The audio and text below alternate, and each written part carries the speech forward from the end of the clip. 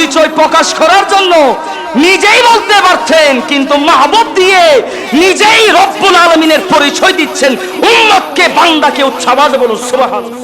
আব্বাস রাদিয়াল্লাহু তাআলা আনহু ওনার থেকে বর্ণিত, একদল ইহুদি নবীজি সাল্লাল্লাহু আলাইহি সাল্লামের দরবারে আসলেন। তাদের মধ্যে কাব ইবনে আশরাফ, হুয়াই ইবনে আখতাব, তারা দুইজন ছিল ওই ইহুদিদের দলের আপনার শিষ্য যারা ছিল, তাদের মধ্যে অন্যতম দুইজন ছিল। এক হলো কাব ইবনে আশরাফ, আর একজন হলো হুয়াই ইবনে আখতাব। এই দুইজনের মধ্যে একজন ছিল কাব ইবনে আশরাফ।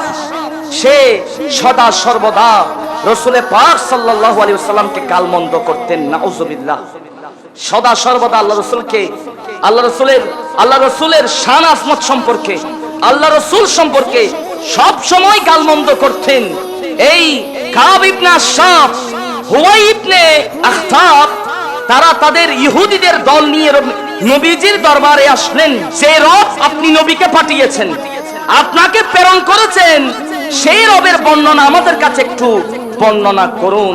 সাথে সাথে আমার আল্লাহ সূরা ইখলাস নাযিল করে দিলেন। উচ্চ আওয়াজে বলুন সুবহানাল্লাহ।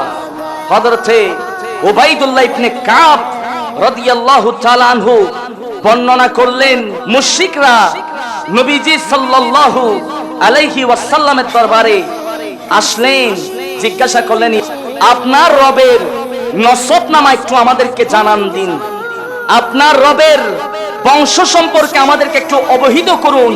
আল্লাহ পাক রব্বুল আলামিন সূরা ইখলাস নাযিল করে দিলেন। সুবহানাল্লাহ।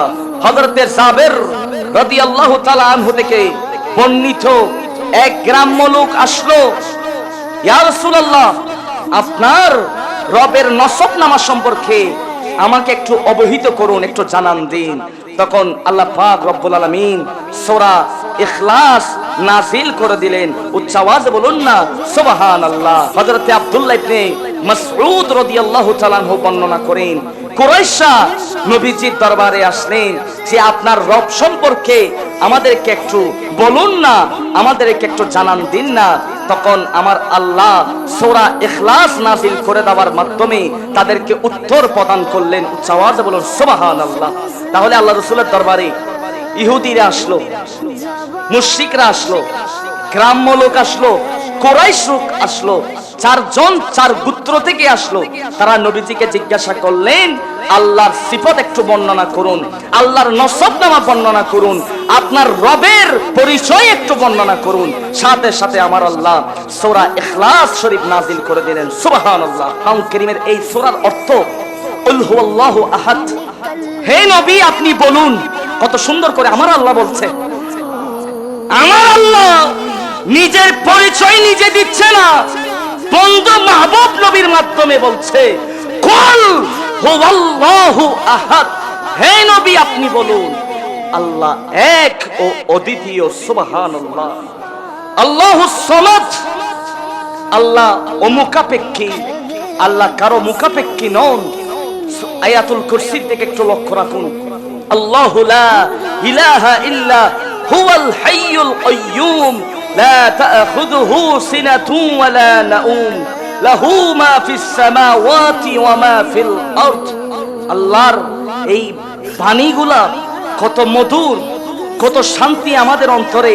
এগুলা যদি পড়ি, সিনার কলবের অন্তরের ময়লা দুরবিত হয়ে যাবে। কোরআন যদি সত্যিকার অর্থে কোন বান্দা মোহাব্বত নিয়ে পড়ে, সেই আয়াতুল কুরসি আমরা অনেক সময় পড়তে জানলেও পড়ি না।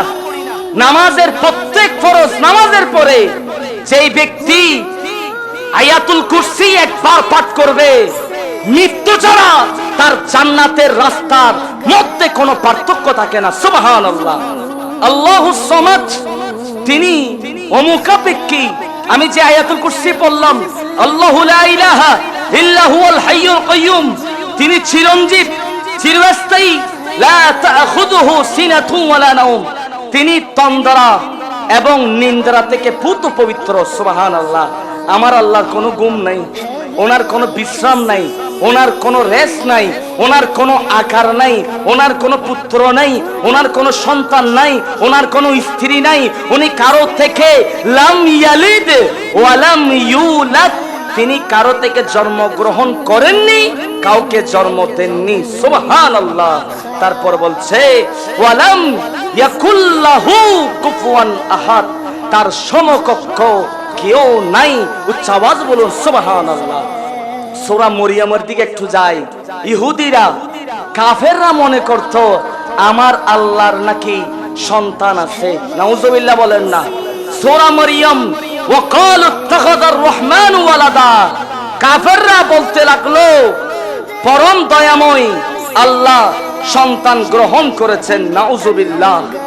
যে কাফেররা বলতে লাগলো পরম করুণাময় পরম দয়াময় আল্লাহ সন্তান গ্রহণ করেছে, এটা কাফেরদের ধারণা।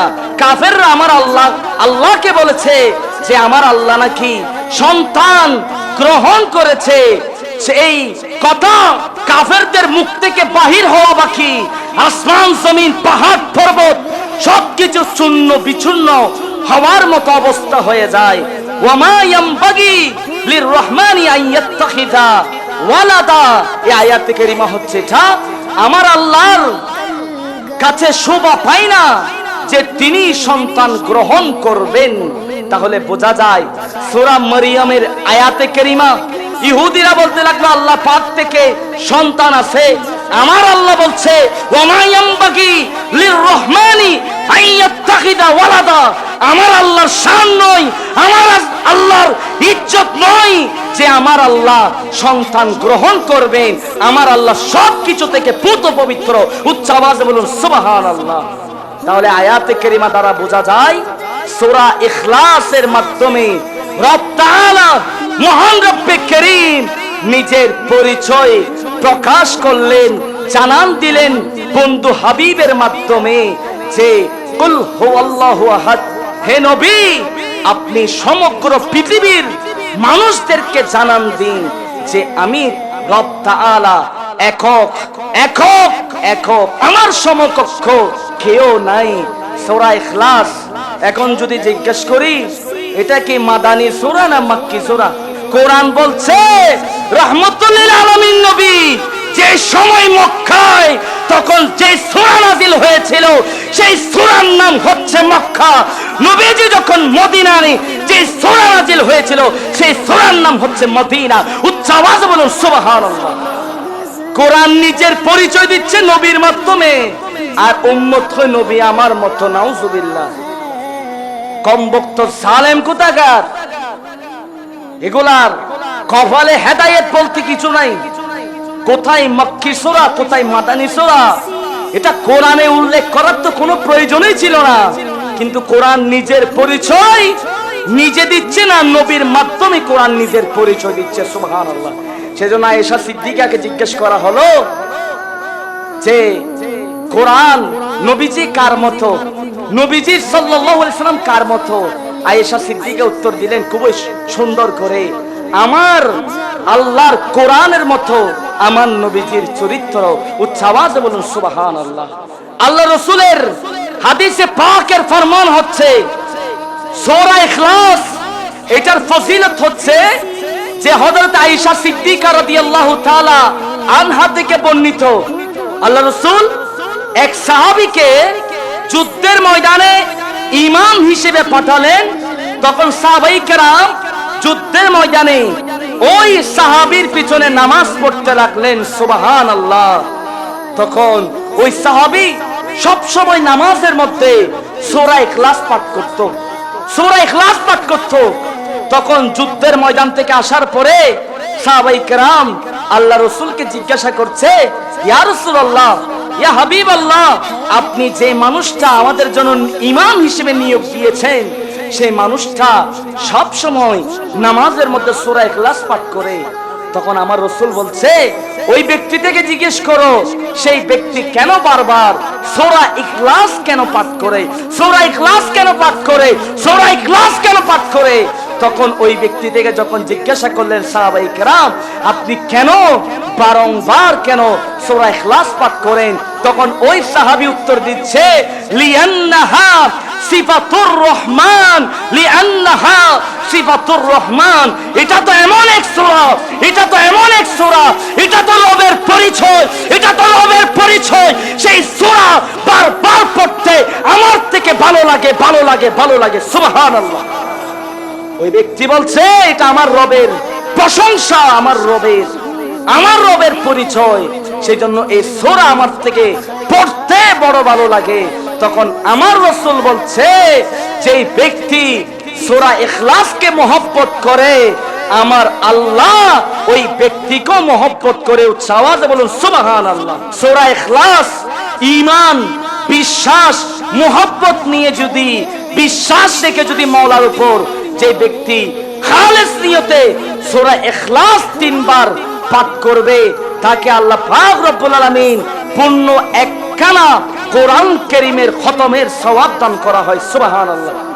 আল্লাহ রাসূল একদিন তাদেরকে বলছে, হে সাহাবীরা আমার কাছে বসো, তোমাদেরকে একটা আমল বাতিয়ে দিই, তোমরা 3 ভাগের 1 ভাগের সওয়াব পেয়ে যাবা। তখন আল্লাহ রাসূল কুল হুয়াল্লাহু আহাদ বলে ঘরের মধ্যে চলে গেলেন। সাহাবায়ে কেরাম বলছে, আল্লাহ রাসূল কুল হুয়াল্লাহু আহাদ বলে ঘরে চলে গেল, 3 ভাগের 1 ভাগ কই পড়লাম, কোথায় পড়া হলো? কোরআন কারীমের 3 ভাগের 1 ভাগ মানে 10 পারা কিভাবে আদায় হলো? তখন সাহাবায়ে কেরাম এই কথা বলতে বলতে আল্লাহ রাসূল আসলেন। আসার পরে বলছে, সাহাবীরা, যে তোমরা, আমি যে তোমাদেরকে কুল হুয়াল্লাহু আহাদ বললাম, এটার মাধ্যমে কোরআনের 3 ভাগের 1 ভাগ কোরআন কারীমের তেলাওয়াতের সওয়াব তোমরা পেয়ে গেলা। সুবহানাল্লাহ। এভাবে 3 বার যদি পাঠ করতে থাকো কুল হুয়াল্লাহ, তাহলে তোমাদের আমলনামায় একখানা কোরআন কারীমের খতমাতের সওয়াব দান করা হয়। সুবহানাল্লাহ। এবার আসুন, আরো ফজিলত আছে। সূরা ইখলাস কেউ যদি 10 বার যদি পাঠ করে, 10 বার মহব্বতের নিয়তে, ভালোবাসার নিয়তে যদি সূরা ইখলাস 10 বার যদি পাঠ করতে পারেন, এই সূরা ইখলাস 10 বার পাঠ করার কারণে আমার আল্লাহ জান্নাতের মধ্যে আপনার জন্য একটা ঘর নির্মাণ করবেন। সুবহানাল্লাহ। যদি 20 বার তেলাওয়াত করেন তাহলে 2টা ঘর, 30 বার যদি পাঠ করেন তাহলে 3টা ঘর।